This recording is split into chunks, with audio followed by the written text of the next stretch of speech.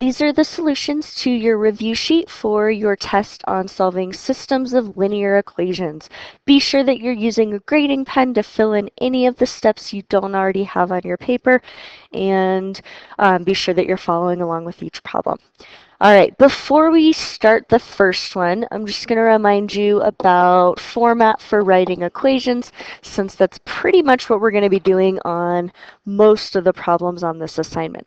So in the equation y equals mx plus b, your coefficient of x is your unit rate,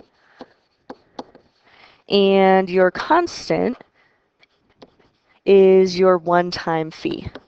I would like for you to include that on your review sheet just as a reminder. Okay, so following that format, if you're not taking the special offer, you're just doing $5 per day, no enrollment fee. So that's just going to be y equals 5 times x. If you take the special offer, then you're going to do y equals $3 per day plus a one-time enrollment fee of $10. So y equals 3x plus 10. Okay, so we'll start off by graphing y equals 5x, and if x is 0, y is 0. If x is 1, y is 5. If x is 2, y is 10. If x is 3, and we're just going to get this constant rate going all the way up.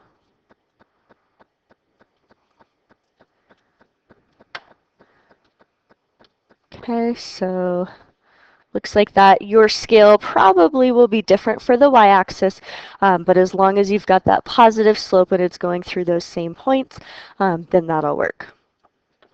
Okay, your next equation was 3x plus 10. So if x is 0, y is 10. If x is 5, 3 times 5 is 15, plus 10 is 25. Which would be right there. And if it's 6, 18 plus 10 is 28. So it'll be a little bit below the other line. So this line will go pretty much like that.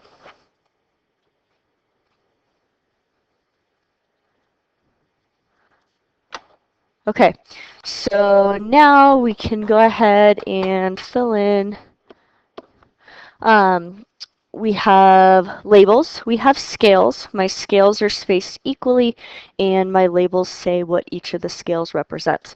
So after how many days will the special offer be a better deal? Solve algebraically. So I'm going to set up if y is equal to 5x and y is equal to 3x plus 10, then I can just say 5x equals 3x plus 10.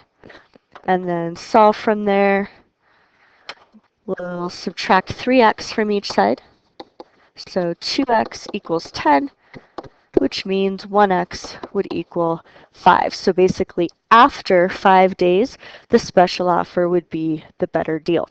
And then for the y value at 5 days, your cost is going to be $25. And so we'll put days next to 5 and a dollar sign next to the 25. Okay, how can you see your answer graphically? That would be just looking at this point of intersection. That's the break-even point. And so we can just say that the solution is shown where the two lines intersect.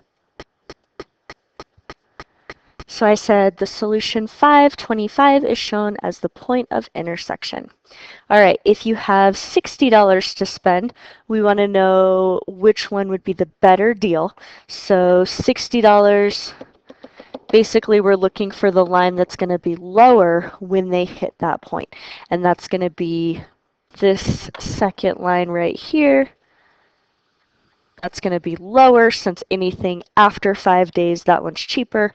And so that would be the better option to take. So to fully answer that question, I plugged in $60 in place of y in each equation and found that you could go about 16 times with the special deal and only about 12 with the pay-as-you-go. So special offer would be better if you're spending $60 since you could go about 16 times instead of only 12 times. All right, next one, you've got 2 tanks of water and they are draining. An equation for tank A. You are starting at 150 gallons and it's draining or going down at 6 gallons per minute. That would be an acceptable equation, or you could do slope-intercept form, which would be negative 6x plus positive 150. Tank B is the same format. This time you are starting at 200 gallons and going down at 10 gallons per minute, or you could do negative 10x plus 200. Okay, we need to find break-even point. Where do these have the same amount of water? So I'm just going to set this expression equal to this expression. Since they're both equal to y, they are both equal to each other.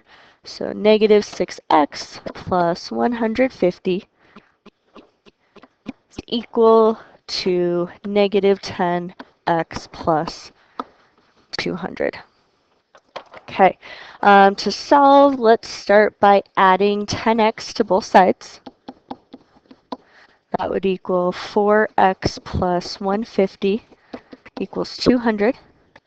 Subtract 150 from each side. So 4x would equal 50. And when you divide, 1x would equal 12.5. So x is representing time. That's going to be minutes. So for part C, after 12.5 minutes, they're going to have the same amount of water. Okay, how much water is in each tank at that time? So I think I'm going to use the one where I get to multiply by 10, because that's going to be pretty easy to multiply by a decimal. So y equals negative 10 times 12.5 plus 200. Okay, negative 10 times 12.5 is negative 125. And negative 125 plus 200 is 75. So how much water? That's going to be 75 gallons.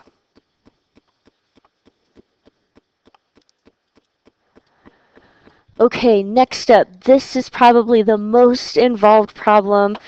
Be sure that you are showing your work on a separate sheet of paper because you won't have space on your review sheet.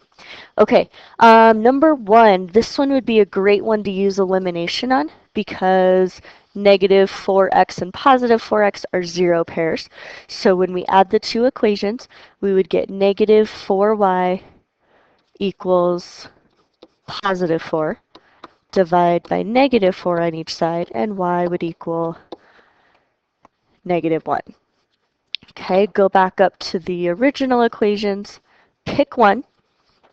So I can do 4x minus 6 times negative 1 equals negative 6. Negative 6 times negative 1 is positive 6. Subtract 6 from each side. We get 4x equals negative 12. So 1x would have to be negative 3. So ordered pair will be negative 3, comma, negative 1.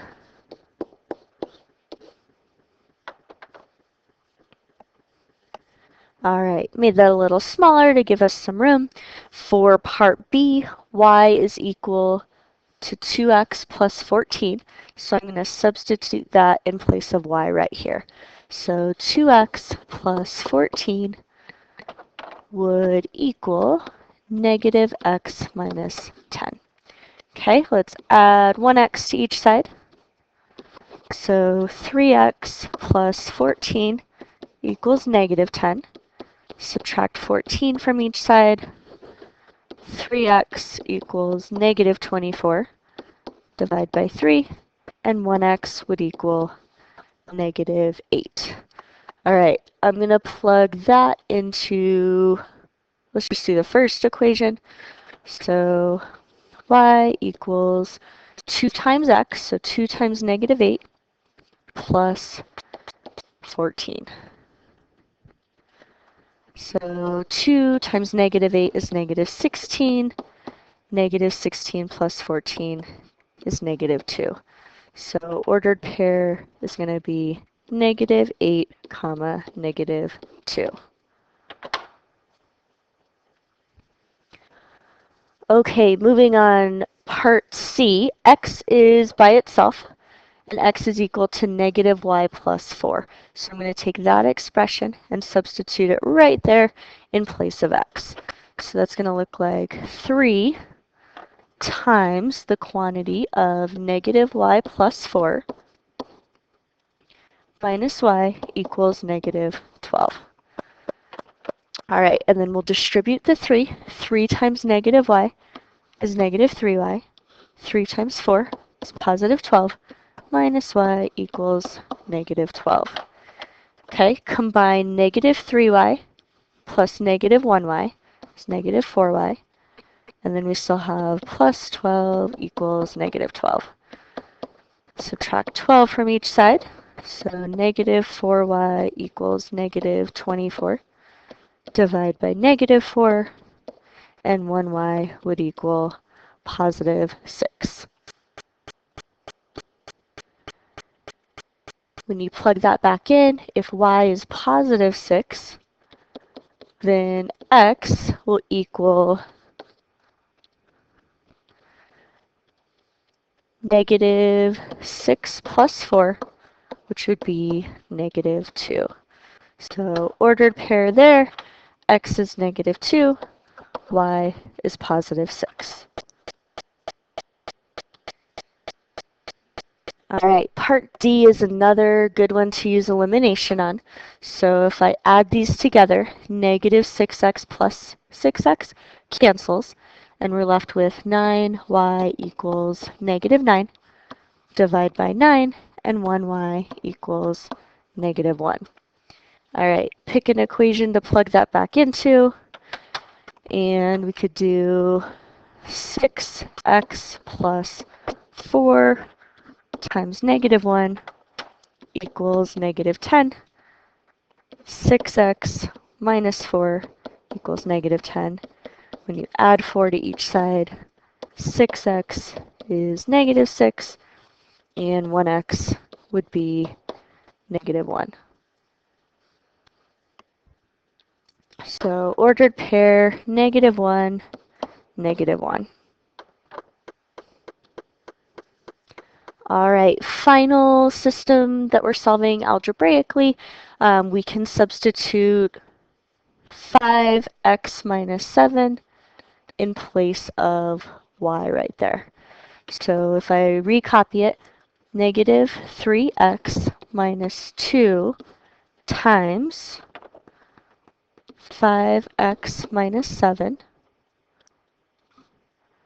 equals negative 12. Okay, so everything stays the same except in place of y, we put 5x minus 7. All right, we'll need to distribute this negative 2, so that would be negative 3x minus 10x plus 14 equals negative 12. All right, we can combine negative 3x and negative 10x to get negative 13x plus 14 equals negative 12. Subtract 14 from each side. So negative 13x equals negative 26. Divide by negative 13, and x would equal positive 2. So go back up. We'll plug in a positive 2 in place of x right there. So y equals 5 times 2 minus 7. 10 minus 7 would be 3. So ordered pair, x is 2, y is 3, ordered pair 2, comma 3. Okay, so take a moment, make sure you have all of the correct steps on your separate sheet of notebook paper. This is one of the things I'll really be looking for when you turn it in, just to make sure that you understand how to solve algebraically. Okay, moving on. We have 2 more things moving in opposite directions, and we're trying to find the break-even point. So we could do, for the first one, starting at 1,000 feet and going down at 20 feet per second. So we could do y equals 1,000 minus 20x. You could also do negative 20x plus 1,000. Those would be the same thing. Okay, for the balloon, it's starting at the ground, so y-intercept would just be 0 for your constant. So y would equal 5x for the balloon. Okay, I put a table on this one because I know for a lot of students it's helpful to just fill in the table, see where you get the same value. At 0 seconds for the parachutist, you would be at 1,000. If I plug in a 10, 20 times 10 is 200. 1,000 minus 200 would be 800. If I plug in 20, 20 times 20 is 400. 1,000 minus 400 is 600. And then we can see this pattern. We're going down 200 feet every 10 seconds. Okay, the balloon is starting at the ground, so if I plug in a 0, 5 times 0 is 0. If I plug in 10, 5 times 10 is 50. 20 times 5 is 100. 30 times 5 is 150. And you can see that we're going up 50 every 10 seconds. And so looking at the table, we can see where that break-even point should be. If you're not using a table, then we can set up this expression equal to this expression, since they're both equal to y. So 5x equals negative 20x plus 1,000. And from here, add 20x to both sides. So 25x equals 1,000. Divide by 25. And if you do 100 divided by 25, you get 4. So 1,000 divided by 25 would just be 40. So for when they are at the same position, that's going to be 40 seconds. Okay, what is that position? We're just going to take one of our equations. I'm going to do 5x since that's a little bit shorter, and substitute in 40 in place of x, and we get 200 for what the position is. That's our height, so 200 feet. And then when we compare with the table, you get that value. So if you're able to set up the table, that's fine. You might not know exactly what numbers to use, and so that's where if you can solve using algebra, you'll always get the correct value.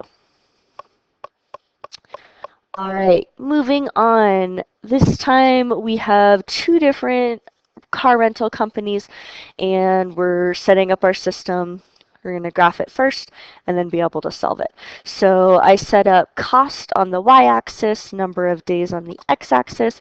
Those are your labels. The scales would be what you're counting by. So 0, 1, 2, 3, 4, 5, 0, 10, 20, 30, so on. So for PERTs, it is $25 for 1 day. So at 1 day, I'm going to go to $25 and $95 for 5 days. So that would be right here. Okay, we can use a straight line to connect those.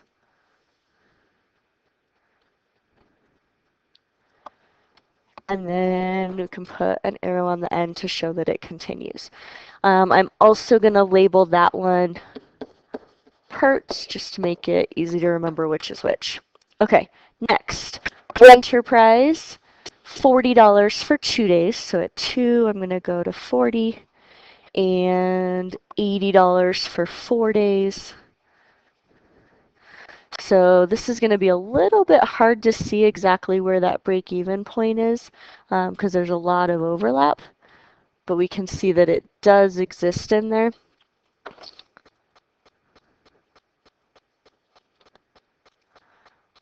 So this top line is Enterprise. There we go. Okay, so it's somewhere in this area right here for the break-even point. Okay, we have a graph, we have scales, we have labels, we're good for part A. The slope of each line. So PERTS started at 25, and when we draw on the slope triangle, we went up and over. So it started at 25 and went up to 95. So if I just subtract 95 minus 25, the vertical rise went up 70. Okay, then it went from 1 over 2, 5, which is a horizontal distance of 4. So when we do rise over run, we have 70 over 4. And when you do 70 divided by 4, that's going to come out to 17.5. Okay, Renterprise started at 40 and went up to 80. So 40 to 80, that'd be a distance of 40. And then it went from 2 over to 4, so that'd be a distance of 2. So Renterprise was 40 over 2, which would be a slope of 20. The slope in this situation, it's still going to be our unit rate. So I'm going to write unit rate, which is the cost per day. Okay, the Y-intercept. For PERT, it's a little bit hard to see. It's right here, but we don't know exactly what that value is.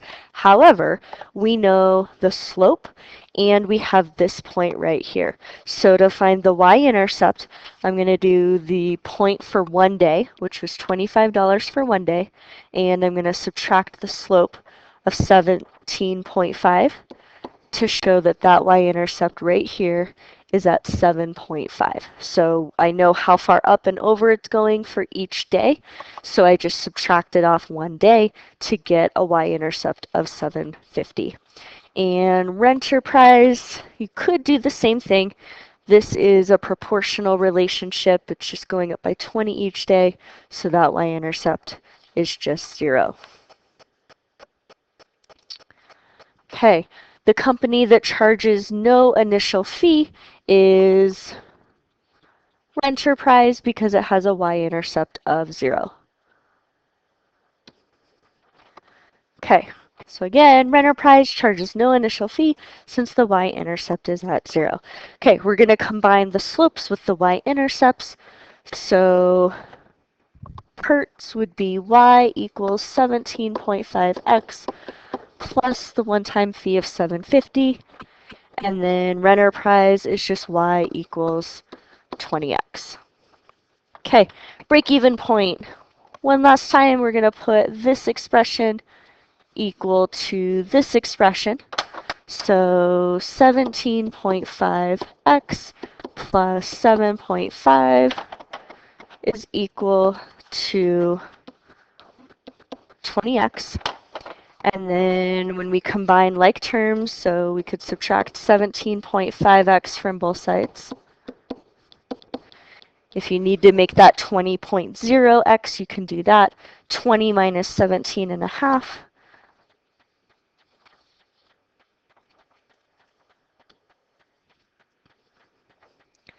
That would be 2.5x equal to 7.5. and then divide by 2.5 on each side. This is basically the same exact math problem as 75 divided by 25. So 2.5 is going to go into 7.5 3 times. And x was representing the number of days. So if I go back up, I'm going to use y equals 20x. Since x is 3, y would be 60, and y represents the cost, so I'm going to put a $sign on that. So ordered pair should be 3, comma 60. And then if I go back and look at the graph we have, the point 360 would be right here. That's our break-even point, and based on the graph, that absolutely seems reasonable as the point of intersection. Okay, again, be sure that you staple your piece of paper with these equations worked out to your review, and be sure to check in and ask any questions of things you're still not sure about. Good luck studying for your test.